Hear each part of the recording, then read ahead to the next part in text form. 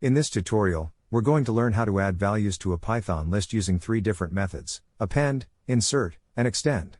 So let's start. We have just created an empty list named our underscore list. Now, let's add some elements to it.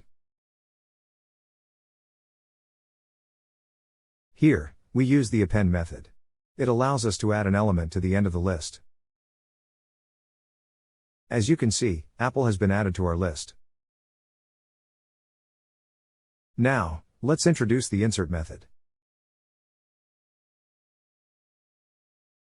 We just use the insert method, which allows us to add an element at any given index. In this case, we added orange at the first position, index 0. Now, our list starts with orange, followed by apple. Finally, let's look at the extend method. The extend method is used to add multiple elements at the end of an existing list. Here, we added banana and kiwi to the end of our list. Now our list contains 4 elements: orange, apple, banana, and kiwi. And that's it. You have learned how to add values to a list in Python using the append, insert, and extend methods.